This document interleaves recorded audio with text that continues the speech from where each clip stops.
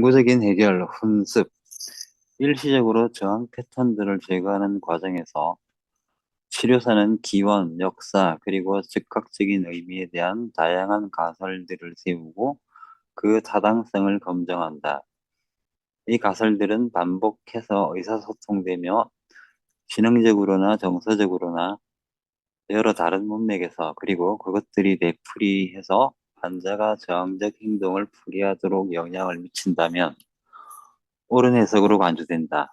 바꾸어 말하면 해석을 훈습하기보다는 치료사는 훈습을 통해 해석에 이른다. 차후에 치료사들의 추정들의 타당성은 환자와 논의된다.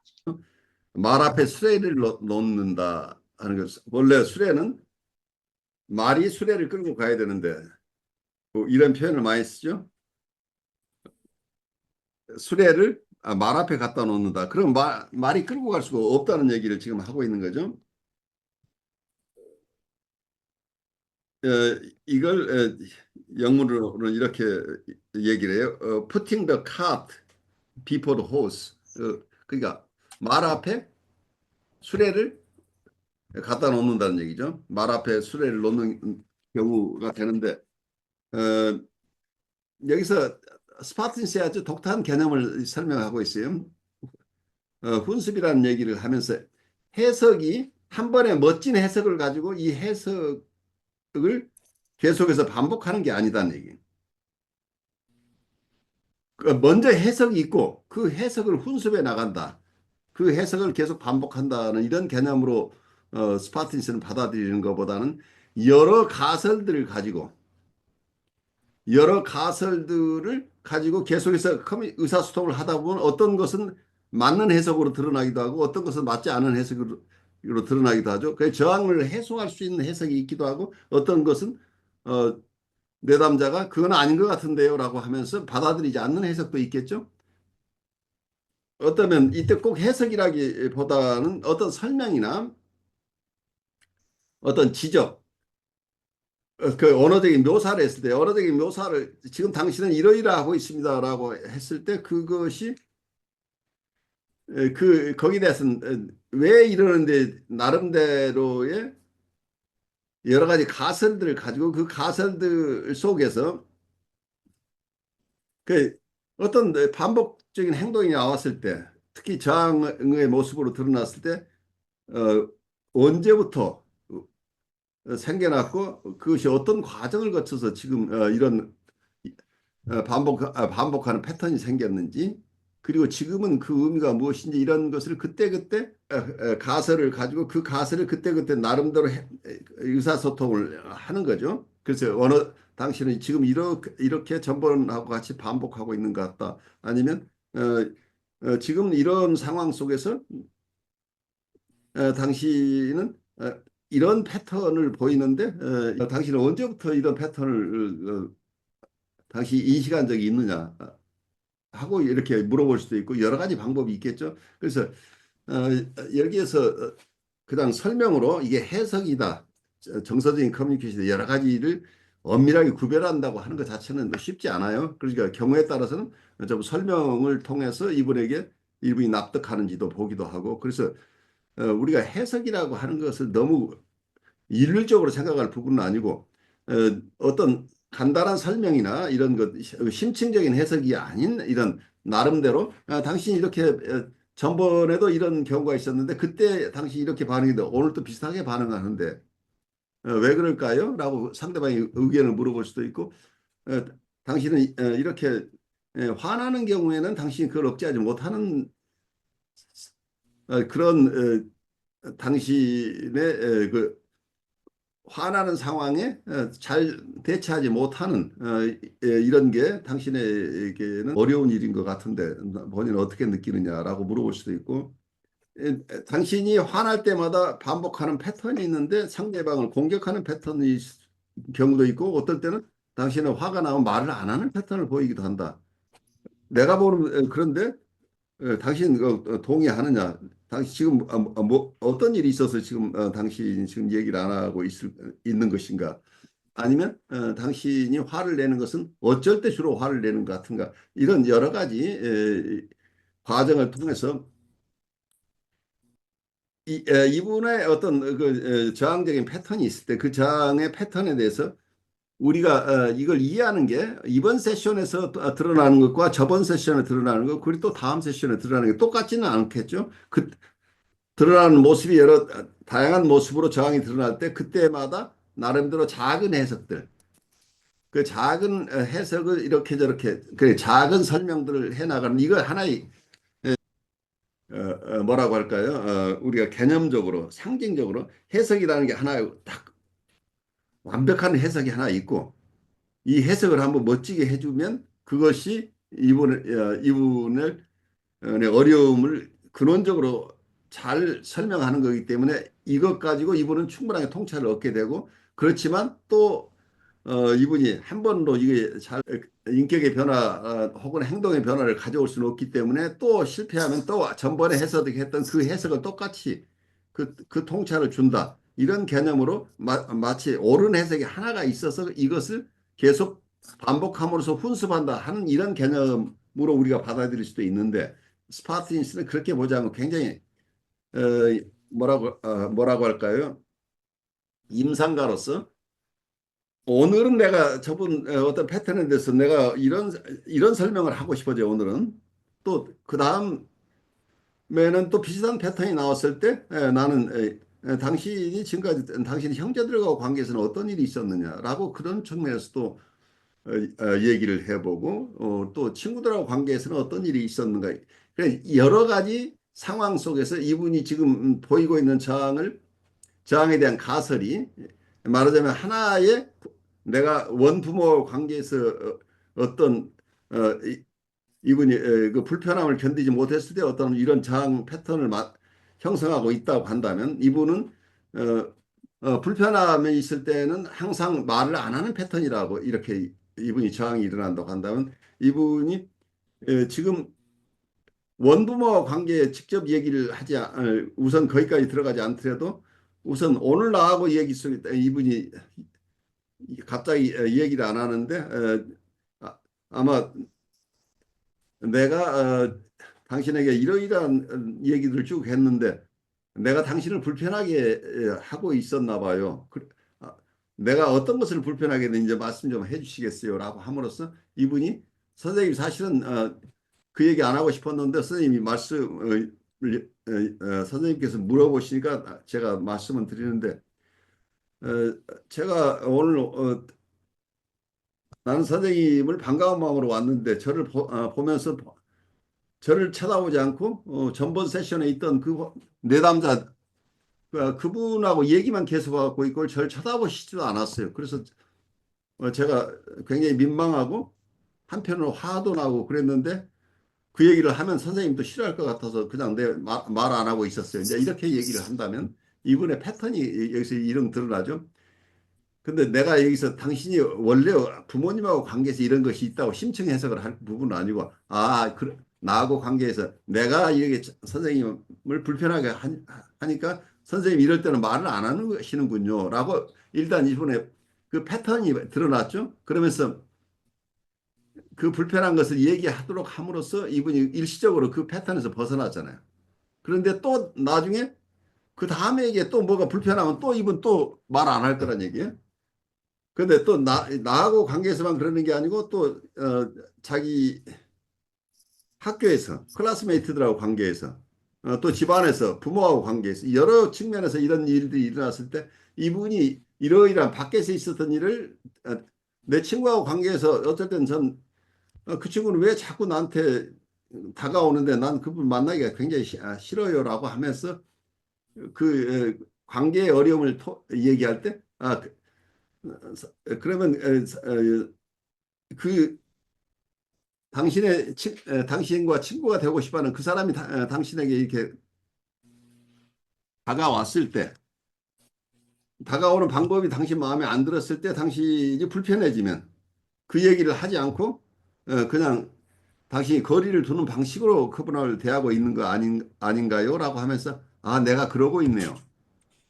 라고 하면서 또 다른 어떤 내가 이 저항의 언어적인 묘사를 함으로써 그분이 거기에 동의를 하고 그러면서 일시적인 해결이 일어날 수 있겠죠.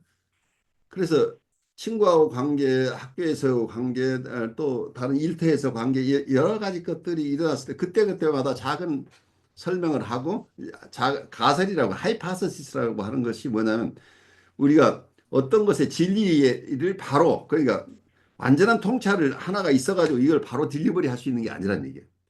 이 스파르탄스 입장에서 보면 굉장히 저는 미국적인 개념이라고 보는데 조그만 설명을 해봐요. 근데 그렇게 하니까 내담자가 알아들었어요. 그러면서 이분이 더 이상 저항하지 않고 이 얘기를 잘 했어요. 근데 그 다음에 또 다른 상황 속에서 이런 현상이 됐을 때 그때 그 나름대로 친구하고 관계에서 어떤 일, 직장에서의 관계 여러 가지 이렇게 하다 보면 이것이 여러 해석 자그마한 설명들이나 자그마한 언어적인 묘사들 이러한 자그마한 저항 해소의 어떤 개입들이 이렇게 쭉 이어지다 보면 나중에 전체로서 야, 이분은 어린 시절에 원대상과의 관계에서 이분이 굉장히 불편한 일이 많은데 불편한 일이 있을 때마다 이분은 이 얘기를 하지 않고 철수하는 이런 패턴을 가지고 있었구나라고 이제 그 패턴이 형성되다 보니까 그 이후에 이분이 친구를 만나거나 학교를 가거나 직장을 가거나 불편한 일이 생기면 이분은 항상 그 같은 패턴을 반복하고 있다는 것을 이제 작은 설명들, 작은 체험들을 통해서 이게 모아진다고 한다면 이게 바로 해석이 나중에 이렇게 작은 것들이 모아져서 어떤 바른 해석에 도달한다. 이제 이런 개념을 여기서 쓰고 있는 것으로 보여요.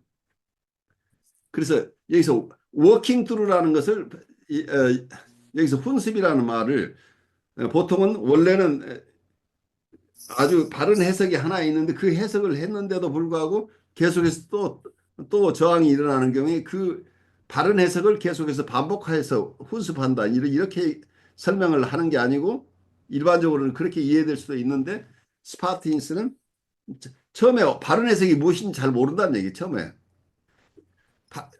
뭔가 완벽한 해석을 처음부터 하려고 하는 게 아니고 그때그때 작은 관찰들, 작은 가설들을 이렇게 쭉 가지고 이 저항을 그때그때 해소하다 보니까 이것 자체가 훈습이라는 얘기예요.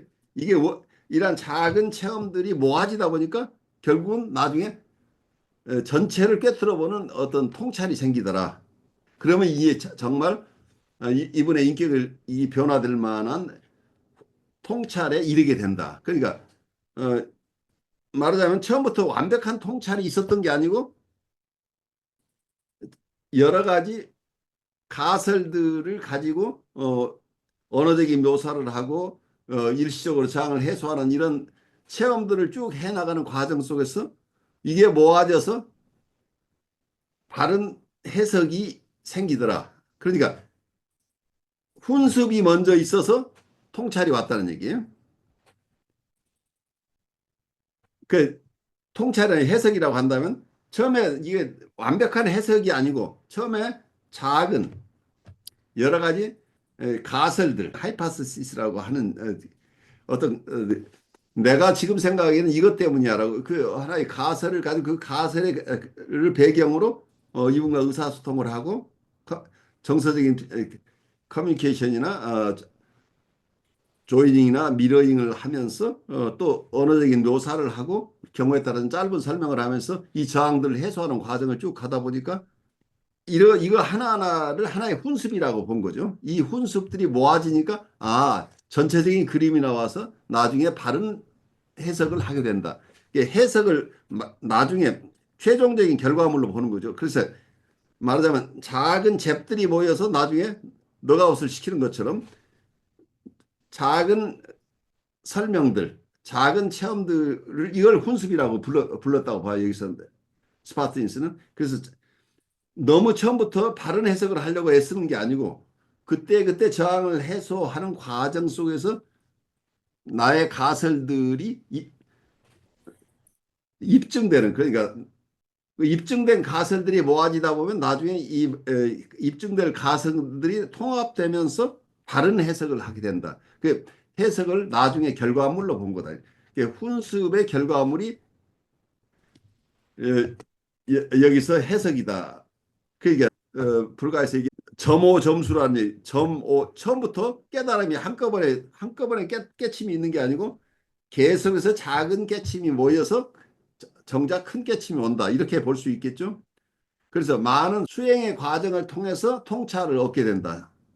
그 깨침은 많은 수행의 과정을 통해서 깨침이 온다고 보는 것인가? 아니면 깨침이라는 게 한번 크게 큰 깨침이 있어서 그 깨침을 가지고 계속 수행해 나가는 것인가 하는 이런 관점의 차이가 있을 수 있겠죠. 그래서 조금 프랙티컬하게 보면은 처음부터 큰 내가 어떤 해석을 먼저 하고 그 해석이 맞는 해석을 가지고 계속해서 반복해서 훈습을 해 나간다 이런 개념이 아니고 여러 가설들을 가지고 저항을 해소하면서 올바른 가설들이 쌓이다 보니까 나중에는 이게 바른 해석에 이르게 된다. 그래서 이게 말이 카트를 끌고 간다 하는 개념이죠. 근데 카트를 먼저 해석을 먼저 앞에 갖다 놓는 것은 이게 맞지 않다고 여기서 보는 거죠. 그래서 말이 수레를 끌고 가면서 어떤 목적지에 도착한다 하는 개념으로 본다면 여러 가설들을 검증해 나가는 과정 속에 가설들을 통해서 저항을 해소하는 과정 속에서 작은 어, 통찰들이 모여서 나중에 바른 해석에 이르게 된다고 하는 것이 여기 스파틴스가 보고 있는 훈습에 대한 개념으로 이해가 돼요. 그래서 이분은 훈습이 모여서 해석이 된다.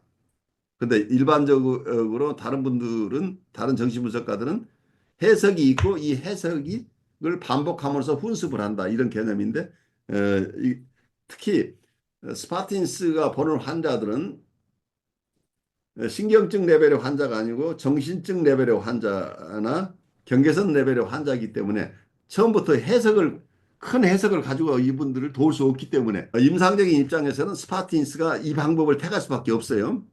처음부터 큰 해석을 하게 되면 이분들은 그 해석을 소화해낼 수 없기 때문이에요. 상담자 입장에서는 여러 가지 가설들을 가지고 조금씩 이분이 자기 나름대로 그 저항을 더 이상 하지 않아도 되는 이런 훈습을 해나가다 보면 나중에 이분이 자기가 왜 이러는지에 대해서 깊은 해석까지 이해하게 될 단계가 온다.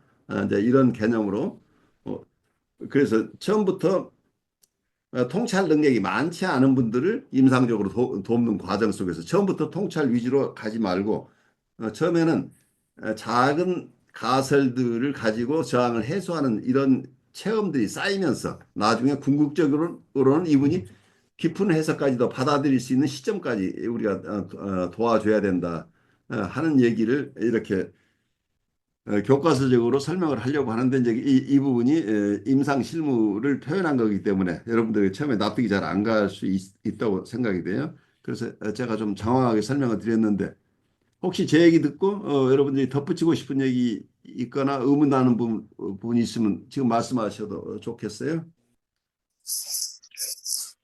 이게 방어적 패턴들을 관찰을 아주 그 심도 있게 하다가 보면 그 작은 가벼운 개념의 어떤 가설들을 자주 얘기하다 보면 이 사람들이 왜 자기한테 대한 판단을 이렇게 항상 부정적인 것만 골라서 하냐고 나를 너무 이렇게 못마땅하게 보시는 것 같고 뭐 이렇게도 받아들일 수 있을 것 같거든요. 그런데 이제 그래서 그게 어, 이분이 받아들일 수 있는 정도만 해야 되는 거예요. 그래서 어려워요. 그러니까 작은 해석이라고도 그래서 해석과 여기서 일시적인 해결, 영구적인 해결 이렇게 말은 구별이 되는 건 사실 구별이 어려워요. 정서적인 커뮤니케이션과 그리고 해석이라는 것도 어떤 사람은 이걸 해석이라고 부르고 어떤 사람은 정서적인 커뮤니케이션, 정서적인 의사소통이라고 그러는데 원래 해석 쪽에도 정서적인 컴포넌트가 들어있고 지적인 컴포넌트가 있기 때문에 엄밀하게 구별된다고 할 수는 없어요. 근데 에, 제가 볼 때 임상적으로는 너무 자극이 가는 너무 자세한 설명. 무의식이나 과거를 동원해서 하는 어떤 설명, 이런 해석은 심층적인 해석이 돼서 내담자가 이걸 받아들이기 어려워요. 그런데 그의 과거를 연결시키는 게 아니고 지금 여기에서 어떤 일이 일어나고 있는지, 그리고 이분이 최근 경험하고 있는 것 정도를 가지고 얘기를 하다 보면 자기도 납득할 수 있는 것인데, 이분 생각에 엉뚱하게 자기가 지금 이러는 것은 내가 현재 살아가면서 이런 불편함을 겪는 건데, 갑자기 너 어렸을 때 너 어머니하고 관계가 나빠가지고 지금 이런다, 이런 식으로 지나치게 환원적인 해석으로 들어가 버리면 이분은 납득 못해요. 너무 꿰맞추는 것 같고 인위적인 것 같고 또 공격하는 것처럼 느껴지기 때문에, 이런 느낌이 가지 않도록 이분들을 보호하면서 가야 되기 때문에, 아까 작은 가설들 가지고 이분을 돕지만, 그 가설들이 항상 해석의 형식이 아니고 가능하면 정서적인 커뮤니케이션 방식을 통하라고 하는 이유가, 이분이 자기를 내가 어떤 선입견을 가지고 비판한다고 느낀다면 이분들의 저항이 오히려 더 심해져요. 그래서 어려워요. 그래서 강 선생님의 우려가 굉장히 중요한 얘기예요. 실제 임상에서는 그의 해석이나 정서적인 커뮤니케이션, 이게 엄밀하게 구별되지 않고, 어떤 분은 어, 해석을 하지만 거기에 정서적인 요소를 잘, 공감적인 요소를 먼저 잘 담아서 저분이 저항하지 않도록 하는, 이렇게 잘 숙달된 해석을 하시는 분도 있는데, 어떤 분은 정서적인 커뮤니케이션을 한다고 하지만 그게 자기 생각엔 정서적인 커뮤니케이션인데 남이 들을 땐 이건 비판적인 해석인 것으로 들릴 수 있기 때문에, 우리가 언어로 우리가 이 교과서를 배우는 게 참 어려운 게, 사실은 상담자가 나는 정서적인 의사소통을 하고 있지 나는 해석은 안 하는 거야라고 하고 있는데, 실제 내담자는 그렇게 느끼지 않는 경우에는 이 괴리가 생겨나죠. 그래서 나는 저분에게 해석을 안 했는데 저분이 왜 저렇게 화를 낼까 하는데, 사실은 내가 정서적인 커뮤니케이션이라고 하는 것 자체가 저분이 받아들일 때는 자기에 대한 비난으로 받아들이는 이런 정서적인 커뮤니케이션은 내가 실패한 커뮤니케이션일 수도 있어요. 그래서 만만치가 않아요. 정서적인 커뮤니케이션을 한다고 하지만 상대방이 어떤 종류의 정서적인 커뮤니케이션을 받아들일 수 있는지, 정서적인 커뮤니케이션도 경우에 따라서는 긍정적인 정서가 전달되기도 하고 어떤 부정적인 정서가 전달되기도 하는데, 이번의 상태가 어떤 정서를 받아들일 수 있는 것인지, 어떤 분은 긍정적인 어떤 정서적인 피드백에는 반응하는데 부정적인 어떤 정서는 아직은 전혀 반응하지 않거나 아주 부정적인 반응을 하는 경우에는 정서적인 커뮤니케이션이지만 굉장히 아주 조심스럽게 가야 되는데, 또 어떤 내담자의 경우는 긍정적인 정서만 가지고는 이분을 도울 수 없기 때문에 부정적인 정서를 표시하는 것이 이분에게 도움이 되는 경우도 있어서, 어, 그것을 나는 애써서 정서적인 커뮤니케이션으로 끌고 가고 싶어 하는데, 내담자가 그렇게 받아들이면서 내 의사를 잘 수용해주면 좋은데, 내담자에 따라서는 그렇게 받아들이지 않고, 선생님은 항상 나를 비난하고 있어요. 선생님은 나를 이해해주는 분이 아니고 내가 뭐가 잘못됐다고 항상 말씀하시는 분이라고 선입견을 가지고 있으면, 이걸 타파하기 굉장히 힘들기 때문에, 이런 부정적인 반응을 보이는 분이라고 한다면 내가 말을 계속 줄여나가야죠. 그러니까 내담자의 상태에 따라서 다르기 때문에 일률적으로 교과서적으로 얘기를 못 한다. 그러니까 교과서의 내용도 제가 자꾸 에, 얘기를 하는 이유가, 그것이 모든 경우에 이런 방식으로 다 쉽게 해결되는 게 아니고, 내담자의 상황에 따라서 그때그때 우리가 잘 적응하면서 그 이론들을 살려나가야 되기 때문에 어려워요. 한지연님은 제가 지금 무척 애쓰고 있는데 어떤 느낌을 받으세요? 애쓰고 있는데 나도 잘 설명을 못할 것 같아서 나도 지금 걱정이 많아요. 여러분이 잘 못 알아들을 것 같아서. 아니요, 저는 제 생각을 하고 있었어요. 그래요. 그 교수님 말씀 들으면서 제가 그 굉장히 날카로운 부분이 그 교수님 그래도 짐작하시겠지만 있거든요. 예.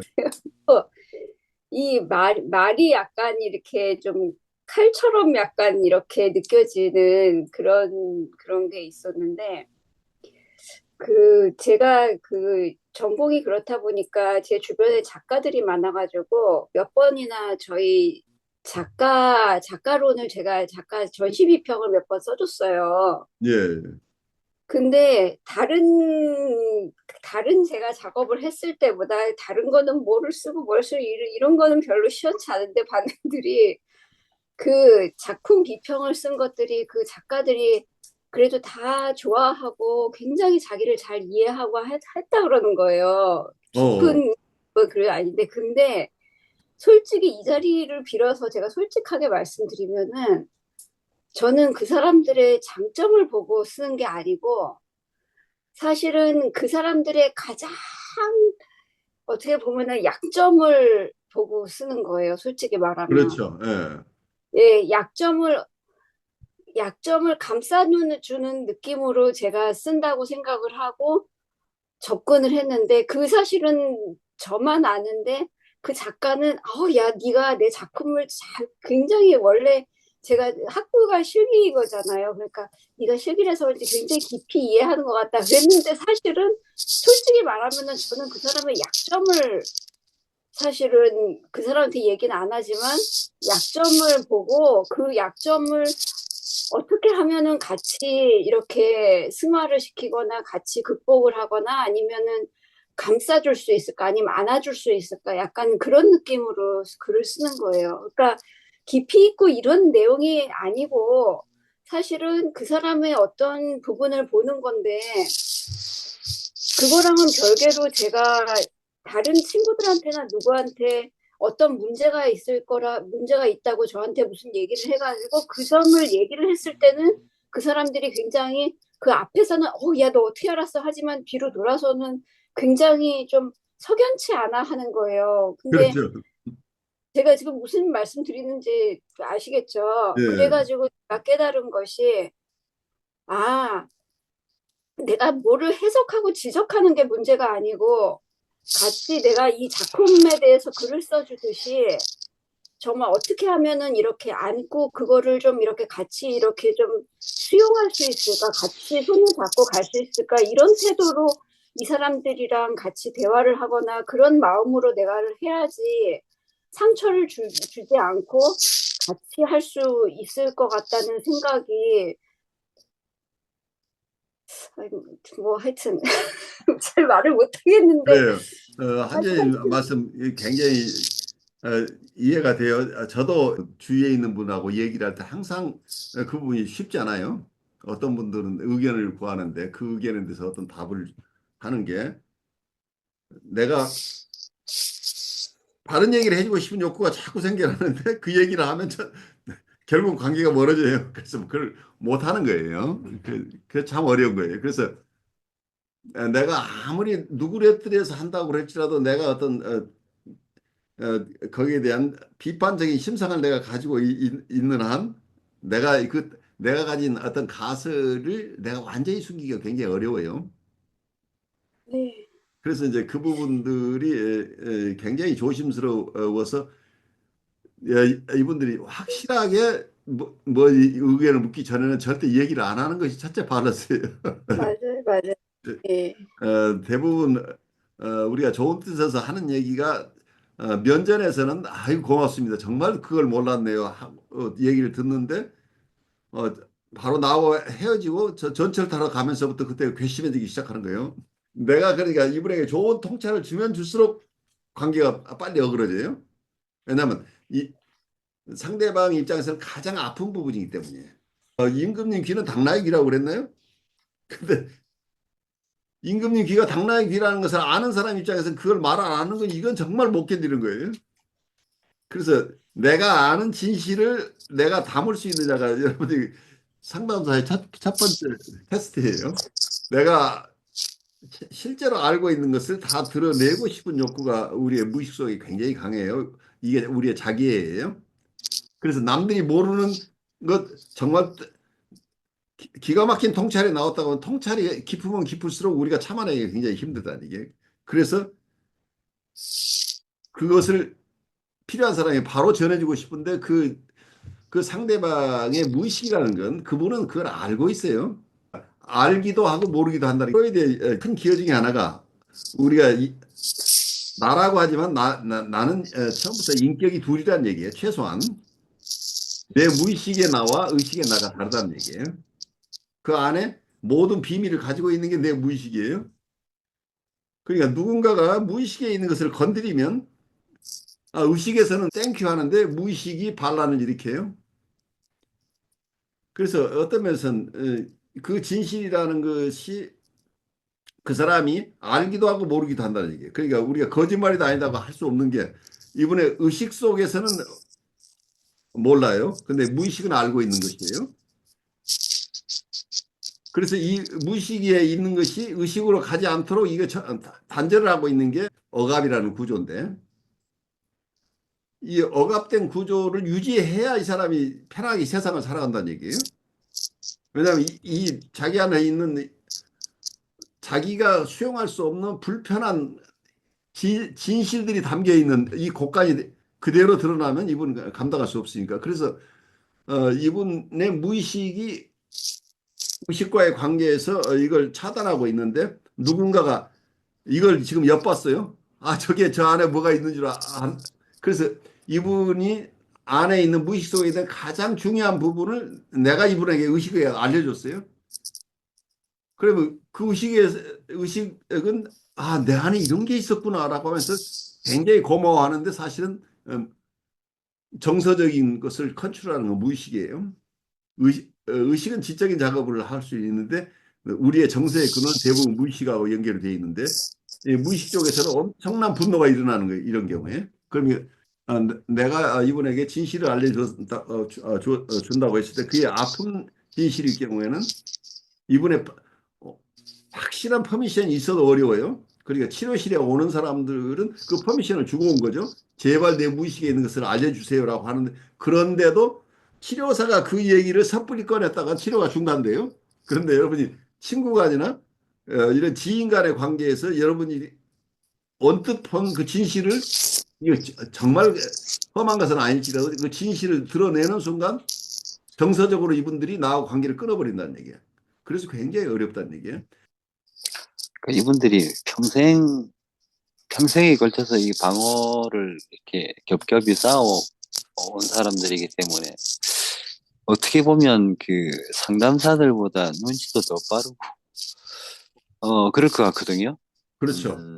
어떤, 동일한 말도 어떤 표현 방식이나 이런 거에 따라서 본인을 비아냥거린다고 오해할 때도 있을 것 같아요. 실제로 그런 경우가 굉장히 많거든요. 실제로 일어날 수 있어요. 네. 그래서 아까 제가 그런 말씀을 되게 눈치도 빠르고 촉도 빠르고 감각도 되게 그 부분에 되게 예민하거든요. 누가 자기를 비난하는지 하지 않는지 이 부분에 대해서 어, 그래서 이렇게 눈치 빠른 사람들을 어떻게 조이닝을 해야 되냐. 안 그러면 너무 이렇게 칭찬 일색 자체도 과하다고 판단이 되면 자기한테 어떤 목적이 있어 그런 거 아닌지 또 이렇게 또, 의심스럽게 볼 수 있는 거죠. 예. 예. 하여튼 어떤 도움을 청하거나 고마운 어떤 그런 것보다는 조금 부정적인 어떤 이슈들을 막 건들고 찾아내려고 막 이렇게 하려는 성향들이 조금 있지 않을까 싶어서 아까 영구적 해결에서 이렇게 훈섭하는 어떤 그 말씀을 들으면서 이게 반복이 되면 또 되게 곤란한 상황이 생길 수도 있겠다라는 그러니까 의심이 들어서 처음부터 너무 이번에 무의식을 해석하지 말라는 얘기가 그래서 나오는 거예요. 너무 확실한 걸 드러내지 말고 의식적으로 자기가 의식적으로 이건 내가 이러고 있네 동의하는 부분까지만 서로 얘기를 하라는 얘기예요. 그러면 자기 스스로 조금씩 자기를 살펴보는 능력이 조금씩 늘어나니까 궁극적으로는 현대정신분석의 해석은 가장 좋은 해석은 내담자가 하는 거라고 그래요. 상담자는 가급적 해석하지 말라는 얘기예요. 상담자가 해석해가지고 낫는 게 아니고 그러니까 상담자가 해석을 하는 것은 내담자가 그 통찰을 가져가라고 하는 건데 가장 좋은 통찰은 상담자가 이렇게 자그마한 가설들을 통해서 저항을 해소해 나가다 보면 상담자가 아니라 내담자 스스로가 내가 이러고 내가 이것 때문이 아니야? 내가 어려서부터 우리 어머니하고 관계가 내가 참 불편한데 내가 지금 다른 분들에게 느끼는 게 내가 어머니한테 느끼는 그 분노가 자꾸 드러나는 거 아닌가 하고 스스로 통찰이 일어나는 경우가 발생해요. 그래서 내담자 스스로 해석을 하는 게 가장 귀중한 해석이라는 얘기예요. 그것을 motivational interpretation이라고 스파틴스는 얘기해요. motivational이라는 얘기가 성숙이란 motivation이 성숙인데 형용사로 motivational 그래서 motivational interpretation 그 성숙에 도움이 되는 해석이 돼야 되는. 근데 그 성숙에 도움이 되는 해석은 가장 좋은 것은 내담자 스스로 하는 해석이라는 얘기예요. 그래서 우리가 해석을 하는 경우는 리스크가 너무 크죠. 특히 심층적인 해석은 굉장히 리스크가 커요. 근데 자기 스스로 친구들 관계를 내가 끊어버리고 철수하고 직장에서도 몇 개월 다니다가 꼭 사람들하고 관계가 틀어지고 하는 게 내가 어린 시절에 내가 아버지하고 관계에서 아버지만 보면 내가 숨었던 그런 거가 지금 내가 반복하고 있는 것처럼 그런 생각이 드네요라고 이분이 혹시 얘기를 한다면 그럴 수도 있겠는데 왜 그렇게 그런 생각을 하시게 됐어요? 라고 하면서 이분이 자기 얘기를 하도록 도와주면 자기가 스스로 지금까지 여러 저항을 해소하는 과정 속에서 자기의 경험들이 모여서 어떤 하나의 방향으로 이게 모아지잖아요. 그럼 자기 스스로 통찰하게 된다. 그럼 그걸 격려해주고 지지해주는 것이 가장 좋다. 그러니까 내가 당신은 이래 이래서 어린 시절부터 이것 때문에 당신이 그렇다고 하면 상대방 입장에서는 자기 집안을 무시한다고 느끼기도 하고 우리 가정 나는 행복한 가정이었는데 왜 우리 가정을 그렇게 선생님 비하하십니까? 라고 무슨 자기 가족을 보호하려고 하는 것 저항도 생기고 나를 그렇게밖에 그렇게 옹졸한 사람으로 보십니까? 하는 또 저항도 나오고 온갖 저항이 일어날 수 있어요. 그래서 아주 안전하지 않는 한 우리가 함부로 해석을 못하는 이유가 그것 때문이에요.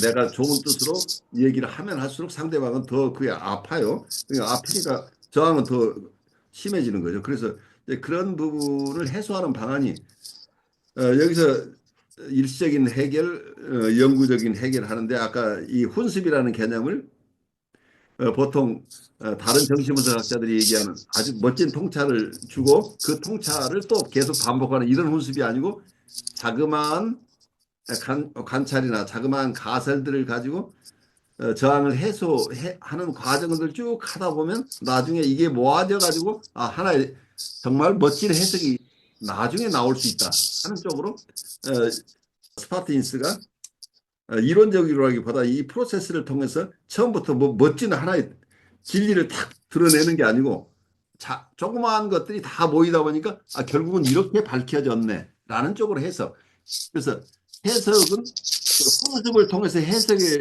가는 거지 해석을 하고 그 해석을 훈습하는 게 아니다고 하는 이 개념은 굉장히 중요한 개념이에요. 너무 와닿는 말이에요. 그렇죠. 이 말은 스파르타니스가 한 얘기 중에 임상적으로 가장 중요한 얘기 중에 하나라고 제가 보는데 여기서 영문으로 제가 좀 소개를 해드릴게요. Instead of working through an interpretation, the therapist works through to an interpretation. 여기서 나온 얘기가 해석이라는 게 있어서 해석이 일단 멋진 해석이 있어요. 이 해석을 훈습하는 게 아니라는 얘기예요. 그러니까 해석이 먼저 나오고 그 해석을 계속해서 여러 차례 반복함으로써 여기서 훈습한다는 개념을 일반적인 정신분석가들이 사용해 왔어요. 훈습이라는 개념을. 그러니까 멋진 통찰이 생겼어요. 그 통찰은 이미 생겼는데 그것을 훈습한다 이런 개념이었는데 스파르타니스가 얘기하는 것은 그게 아니고 워킹 트루를 하는데 이 훈습을 하면서 투원 인터프리테이션 목적지가 해석이라는 얘기예요. 해석에 도달하기 위해서 워킹 트루를 한다는 얘기예요. 그래서 마지막 작품이 해석이라는 얘기예요. 해석이 먼저 있어서 그 해석을 훈습하는 게 아니고 그 해석을 반복하는 게 아니고 처음에는 해석이 없어요. 멋진 해석이 없이 작은 워킹 트루를 계속 하다 보니까 훌륭한 해석이 결과물로 나온다니까요. 그래서 이 개념은 여기서 the therapist works through를 하는데 to an interpretation, to라는 전치사를 써서 to an interpretation, 분석을 하다 보니까 to an interpretation, 도달하는 것이 해석이다. 해석에 도달하게 된다는. 이 개념은 굉장히 큰 차이가 나죠. 해석이 먼저 있어서 이 통찰이 먼저 있어서 이 통찰을 계속해서 반복해서 훈련하는 게 아니라는 얘기예요. 이게 일반적으로 훈습이라는 개념, 프로이드가 썼던 훈습의 개념이에요. 워킹 스루가 통찰이 생겼는데 한 번에 통찰로 해결이 안 되니까 그 통찰을 계속해서 사용해서 해석을 계속한다는 얘기인데 그게 아니고 스파틴스가 보는 이 워킹 스루는 처음에 해석은 아직 완전한 해석이 나온 게 아니고 작은 가설들을 가지고 저항을 해소하면서 어떤 것은 저항 해소가 되니까 이건 이 가설이 맞았어요. 또 다음에 또 작은 가설들을 가지고 또 워킹 툴을 해보는데 이런 가설들이 모여서 그러니까 입증된 검증이 된 가설들을 모으다 보니까 이게 공통점이 나온다니. 그래서 이게 이렇게 되는구나. 전체적으로 보니까 거기서 마지막에 해석이 드러난다는 얘기예요. 그 해석이 있는 것을 우리가 반복하는 게 아니고 자, 작은 가설을 가지고 열심히 하다 보니까 이걸 워킹 트루라고 이게 훈습을 계속해서 하다 보니까 나중에 통찰이 생기더라. 통찰이 나중에 생긴다는 얘기예요. 그러니까 우리가 처음부터 통찰을 가지고 이 사람을 이게 선입견으로 우리가 사람을 보기 쉬운 거죠. 이런 경우에는 우리가 가진 가설, 우리가 통찰이 이게 완벽하다고 믿고 그걸 훈습을 한다는 얘기는 이미 완벽한 해석이 있는 것처럼 생각하고 이 해석을 계속해서 다시 반복한다고 하는 이런 개념이 아니고 완벽한 해석이 뭔지 모르는 상태에서 작은 체험들이 계속 쌓여서 이게 훈습을 하는 과정 속에서 통찰이 드러나더라 하는 개념으로 이렇게 이해를 하면 상담하는 과정을 우리가 조금 긴 호흡으로 그리고 우리가 어떤 것을 완전하게 이해하면서 상담을 하는 게 아니라는 현실을 여러분 이해하시게 될 거예요. 이 내담자를 우리가 다 알고 계속해서 이 사람을 도와주는 게 아니라는 것을.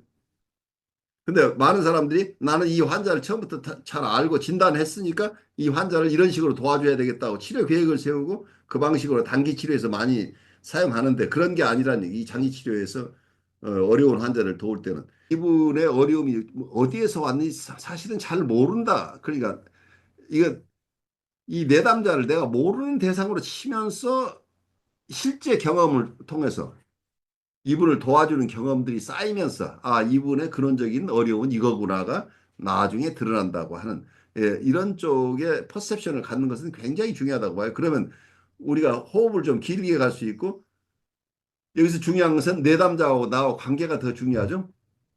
내담자를 통해서밖에 내가 알 수 없는 거라는 게 내가 처음부터 통찰을 가지고 시작하는 게 아니니까. 그래서 내담자와 관계를 통해서 바른 통찰에 이르는 과정을 스파르틴스가 아주 멋지게 한 문장으로 표현한 것이다고 생각이 돼요.